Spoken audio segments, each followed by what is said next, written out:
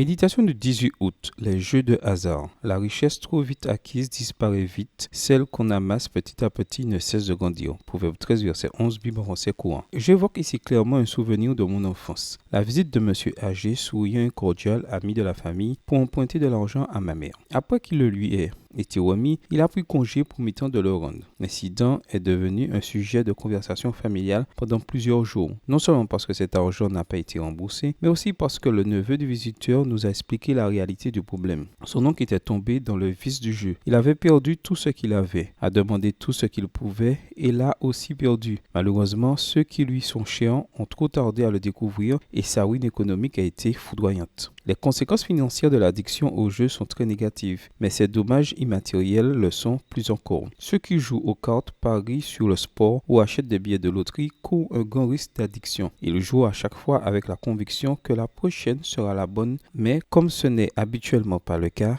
ils cherchent plus d'argent en espérant qu'à l'occasion suivante, ils auront le coup de chance définitif. S'ils gagnent, le plus probable est qu'ils jouent pour perdre de nouveau. Dans ce cercle vicieux, leurs pensées et leurs jugements deviennent illogiques et irrationnels. Dans les moments de lucidité, ils réalisent leur situation et veulent abandonner les paris ou les jeux, mais sans le pouvoir. Ils connaissent le stress, la culpabilité, l'anxiété, l'inquiétude, l'irritabilité. Et chez beaucoup, la santé se détériore. En fin de compte, les effets se limitent pas au jeu, mais affectent aussi la famille et les amis. On estime que le comportement de celui qui est sous l'emprise du jeu fait du mal à près de 17 personnes. Certains jouent parce qu'ils manquent de moyens et voudraient en avoir suffisamment pour s'en sortir. Mais le psalmiste nous rappelle qu'avec Dieu, nous ne manquerons de rien. Psaume 23, verset 1. D'autres jouent par convoitise, que la Bible condamne dans le 10e commandement du Décalogue, Exode 20, verset 17. Certains disent jouer pour aider leur famille ou les êtres qui leur sont chers. Mais la réalité est que, dans leur immense majorité, ils finissent par faire tout le contraire en détruisant la stabilité de la famille. C'est le Seigneur qui confie les talents et non le hasard ou les probabilités mathématiques. La parabole des talents le dit clairement. Voir Matthieu 25, 14 à 30. Méditons le texte biblique d'aujourd'hui et pensons à la raison pour laquelle les richesses acquises de manière instantanée diminuent et à celle pour laquelle l'argent amassé peu à peu